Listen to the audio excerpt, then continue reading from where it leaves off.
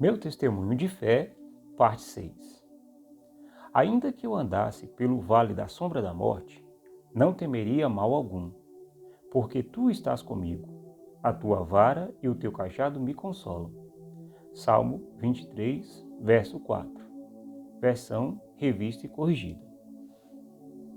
Nesse episódio, eu vou contar como foi a primeira alta e os eventos que ocorreram quando eu voltei para casa.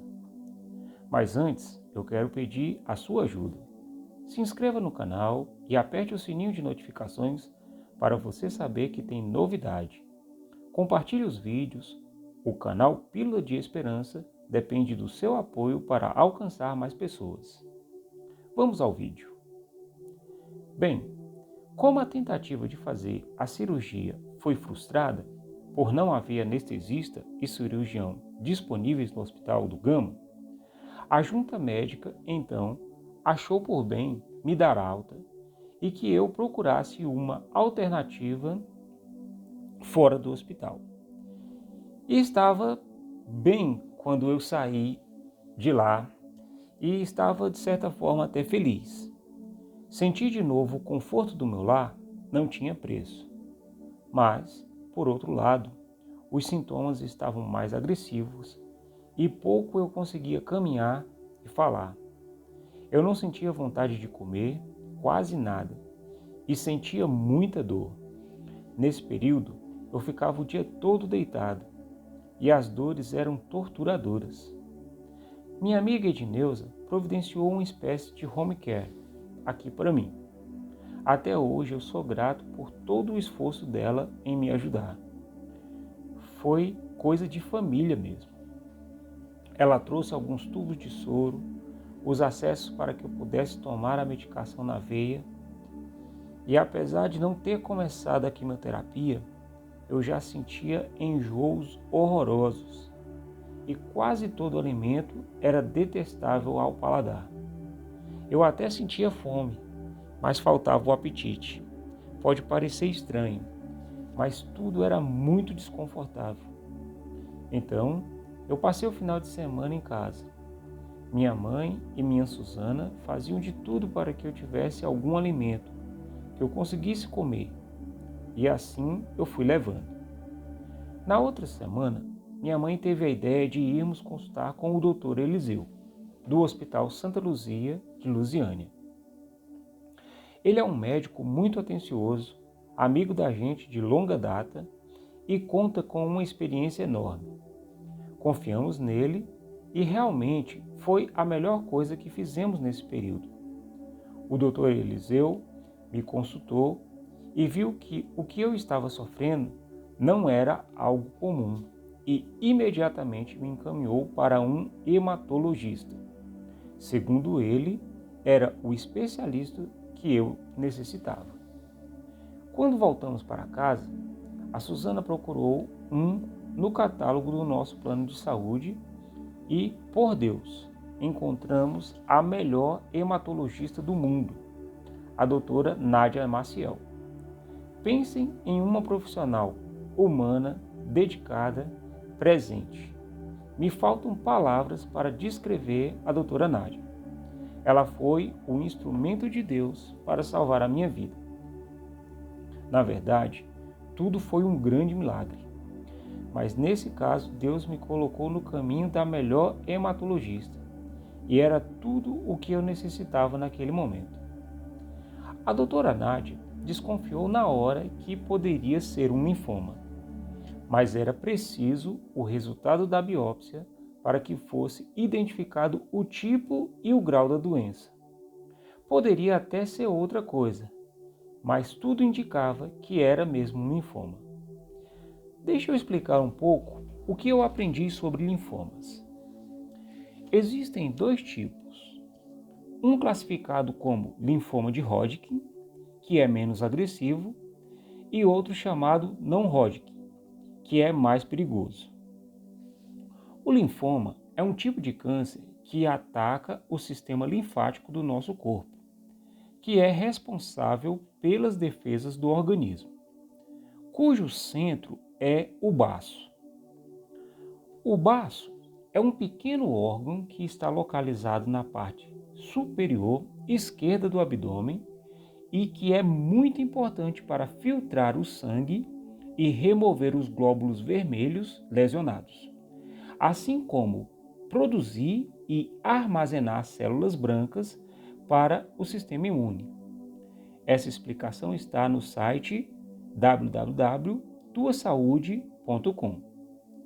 Por isso, a quantidade de linfonodos que eu tinha espalhada pelo corpo era enorme, e as dores e o desconforto, tudo era gerado pelo mau funcionamento desse sistema. E, consequentemente, eu fiquei com a guarda baixa para toda e qualquer doença oportunista que poderia me levar a óbito. Resumindo, isso é um linfoma.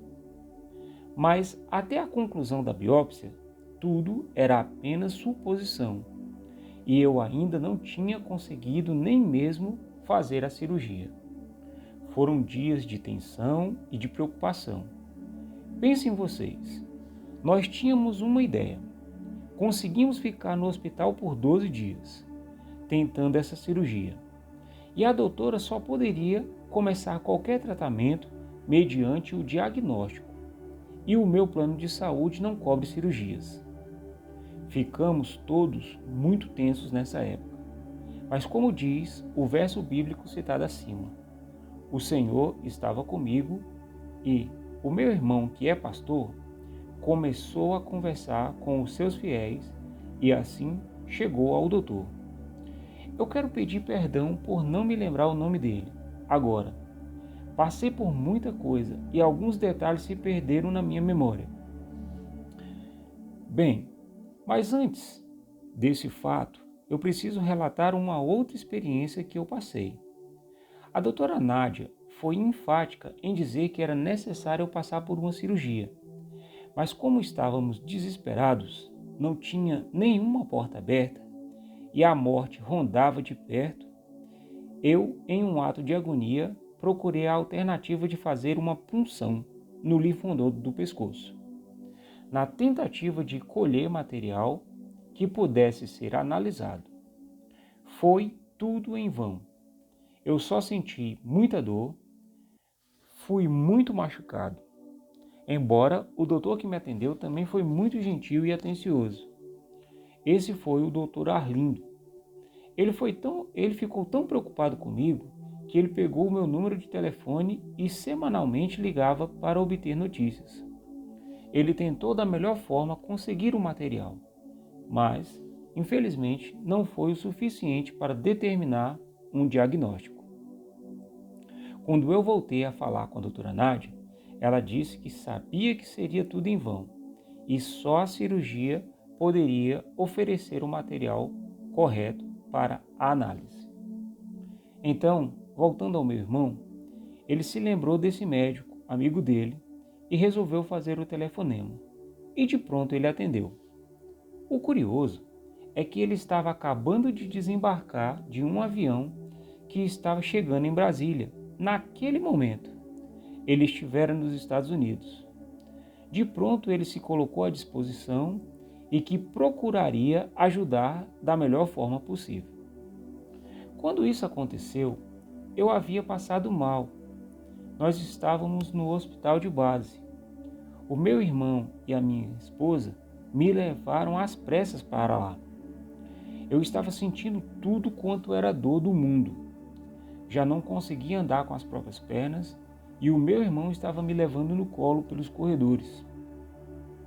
As médicas que me atenderam na emergência pensaram em me internar naquela noite, mas a enfermaria estava lotada e elas acharam melhor eu voltar para casa. Elas apenas pediram alguns exames e indicaram medicamentos que diminuíssem a dor e me mandaram para casa, pois elas ficaram com medo que eu pegasse alguma infecção naquela emergência e, da forma como eu estava, certamente eu não resistiria. Em meio a todo esse caos, o doutor, eu acho que o nome dele é Roberto, mas eu peço desculpas novamente mesmo por não lembrar. De qualquer maneira, ele foi outro anjo que o Senhor mandou ao meu encontro. Esse sufoco aconteceu em uma sexta-feira à noite, e ele atendeu o meu irmão. Segundo ele, o pastor Eduardo morava no coração dele, e ele se prontificaria em ajudar. E assim ele o fez. Quando foi na segunda-feira, ele já tinha marcado a cirurgia para mim no hospital de base mesmo. E no dia seguinte, e foi assim mesmo, ele ligou na segunda só para dizer que era para eu ir para o setor de cirurgia cabeça e pescoço do hospital de base na terça-feira e que estivesse em jejum e que chegasse lá bem cedo. E assim essa porta se abriu. Para não estender muito, eu vou continuar no próximo vídeo. Deus é fiel e mesmo no vale da sombra da morte, Ele nos ampara.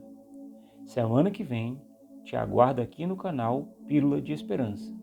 Para que mais pessoas venham conhecer o nosso trabalho, eu peço a sua colaboração.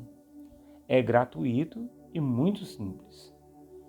Basta fazer a sua inscrição, caso ainda não seja inscrito, acionar o sininho das notificações, pois assim o YouTube entende que o conteúdo tem relevância e te avisa sempre que um novo vídeo é lançado.